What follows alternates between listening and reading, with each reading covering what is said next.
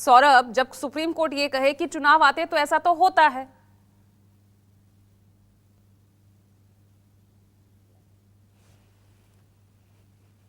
मेरी सौरभ, आवाज आ रही है? या हाँ, आवाज पहुंच रही है आपकी। ओके। देखिए, मुझे लगता है कि ये आज के परिप्रेक्ष्य में सबसे महत्वपूर्ण बात है कि हम रेटरिक दे रहे हैं या फैक्ट्स दे रहे हैं। हमको इस बात पर चर्चा करनी होगी कि बात आज के दिन में योर वर्ड अगेंस्ट माइन, हम आरबीआई की सुनेंगे, रेटिंग एजेंसीज की सुनेंगे, रेगुलेटरी अथॉरिटीज की सुनेंगे, जो कॉन्स्टिट्यूशनल बॉडीज हैं उनकी सुनेंगे।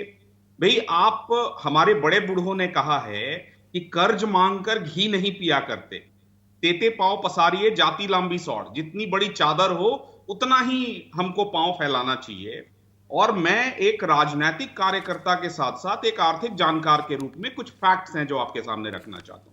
भाई, इस देश में 1960 से लेकर ऑलमोस्ट 2003 तक हमारे देश में कोई रेगुलेशन नहीं था जो इन फ्रीबीज पर कंट्रोल कर सके।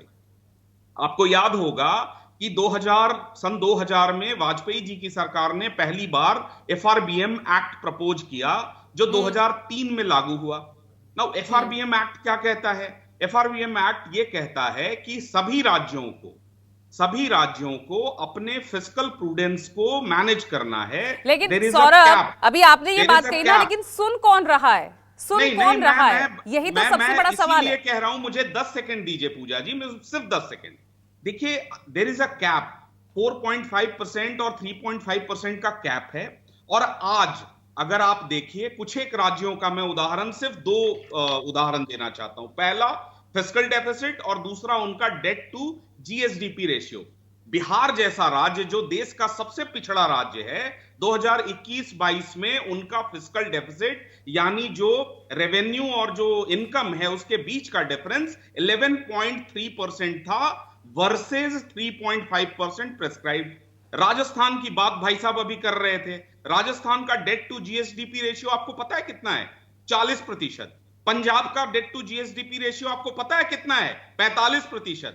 आपको बिहार का debt to GSDP ratio 39%, current fiscal deficit 8.6%।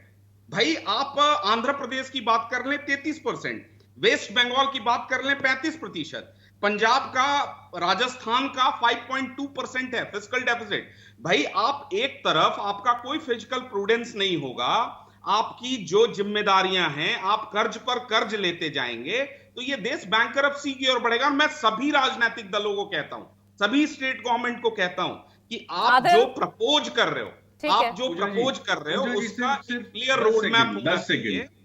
आपका एक क्लियर रोड मैप होना चाहिए, आपका बजटरी प्रोविजन होना चाहिए। और अगर ये नहीं है तो आरबीआई की आप रिपोर्ट पढ़ लीजिए। आरबीआई के साथ साथ अब सर्वोच्च न्यायालय, तो सौरभ हम भी दिखा रहे हैं ना, इसलिए तो सवाल पूछ रहे हैं। तमाम आंकड़े सामने हैं, आरबीआई की टिप्पणी सामने है, आरबीआई के द्वारा जारी आंकड़े सबके सामने हैं। आरबीआई के उसी रिपोर्ट में पूजा जी, इस देश के वर्ष जो 10 में से 5 स्टेट हैं वो कौन है? वो बिहार है, वो आंध्र प्रदेश है, वो केरला है, वो राजस्थान है, वो वेस्ट बंगाल है। और मैं आंकड़े के आधार पर कह रहा हूं, मैं रेटरिक नहीं कह रहा यहां पर।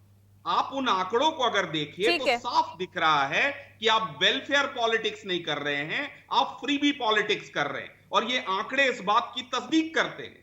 क्या बात आप कर रहे हैं? आप बिहार को बता रहे हैं, उत्तराखंड 32% है, हरियाणा 31% है। क्या आप अपने राज्य को छोड़ रहे हैं? ठीक है, आपको क्योंकि विपक्षी दल उसमें आप नहीं हैं, वाकई शासित राज्य नहीं है, तो आपने उनको छोड़ दिया। राजनीति तो आप भी यहाँ कर गए ना। नहीं पूजा जी, 14 करोड़ आबादी पर आप 2,60,000 रुपए के बजट के साथ अगर ठीक है, आदिल अहमद खान